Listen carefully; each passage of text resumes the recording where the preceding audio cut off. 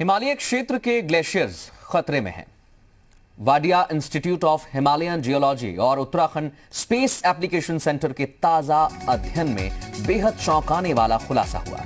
दोनों प्रतिष्ठित इंस्टीट्यूट को अपने ताजा अध्ययन में ये मिला है कि पिछले 37 साल में हिमालय क्षेत्र की ग्लेशियर 26 किलोमीटर पीछे खिसक चुके हैं। इससे भविष्य में पहाड़ से लेकर मैदान तक तबाही बढ़ सकती है।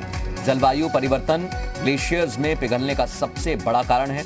दूसरा, उच्च हिमालय क्षेत्र में लगातार हो रही गतिविधि ग्लेशियर्स के लिए खतरा बन रही है। ग्लेशियर्स पिघलने से उच्च हिमालय क्षेत्र में कई झीलें भी बन रही हैं, जो अगर फटी तो केदारनाथ जैसी तबाही ला सकती है।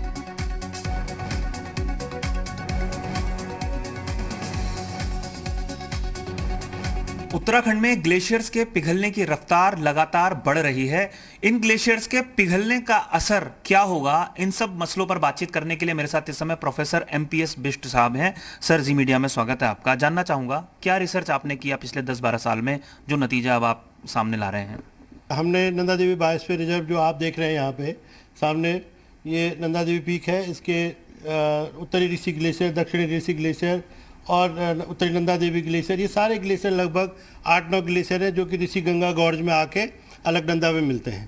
तो इन ग्लेशियर्स की जो हमारा ये कोर जोन है नंदा देवी बायोस्फीयर रिजर्व का, जो नंदा देवी नेशनल पार्क है, ये कोर जोन के हमने स्टडी की थी। और इस स्टडी के अंदर हमने पाया कि हमारे पास जो ग्लेशियर है 7-8 ग्लेशियर, वो लगभग धीरे धीरे करके वो उनका पिछले इतने सालों में जो है 10% उनका आइस या स्नो कवर्ड एरिया कम हो गया। इसका कारण पता चल पाया है कि स्नो कवर्ड एरिया क्यों कम हुआ है? बर्फ़ कम पड़ रही है या कोई और वजह है कि ये ग्लेशियर्स कम हो गए हैं, छोटे हो गए हैं या पीछे खिसक गए हैं? ग्लेशियर्स के गलने के और फिसल के पीछे खसकने के बहुत सारे कारण हैं, जिनमें से कि तापमान एक बहुत महत्वपूर्ण कारक है। जो हमारा मेल्टिंग है वो रैपिडली थोड़ा बढ़ता जा रहा है और जो स्नोफॉल है, जो एक्युमुलेशन है, वो कम होता जा रहा है। अच्छा, तापमान इसकी बड़ी वजह आप मानते हैं। एक मैं ये जानना चाह रहा हूँ कि अगर ये ग्लेशियर्स पिघल रहे हैं तेज़ी से, तो इसका क्या परिणाम या दुष्परिणाम आप देखते हैं?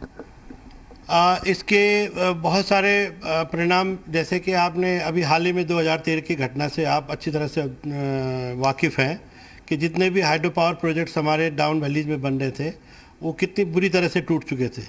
चाहे वो मंदाकिनी हो, चाहे धौलीगंगा हो, चाहे अलकनंदा हो, चाहे कोसी हो, सारी नदियों में ये पानी बढ़ा था और उन पानी की जो हैवी प्रेसिपिटेशन का एक नतीजा होता है।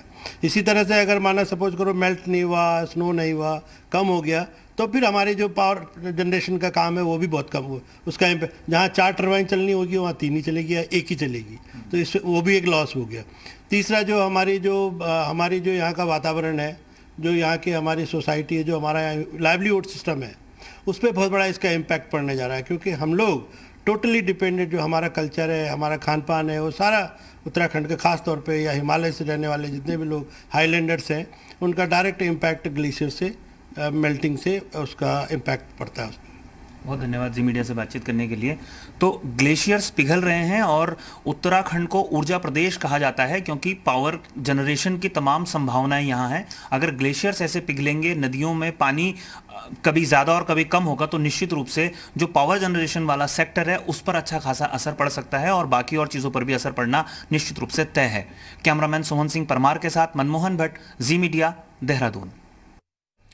ग्लेशियर्स की दुनिया क्या कहती है, इससे क्या फर्क पड़ेगा, यह भी आप जान लीजिए। पृथ्वी पर लगभग 1,98,000 ग्लेशियर्स हैं।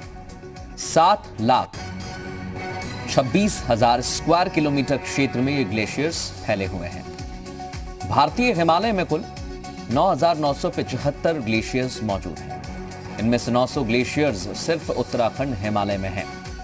आपको बता दें, ग्लेशियर से 150 से ज्यादा नदियां निकलती हैं। ये नदियां देश की 40% आबादी को जीवन दे रही हैं और काफी हद तक ग्लेशियर्स पर ही निर्भर करती हैं।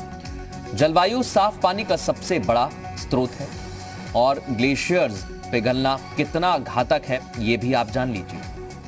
ग्लेशियर्स पिघलने से जड़ में बनती हैं नई झीलें।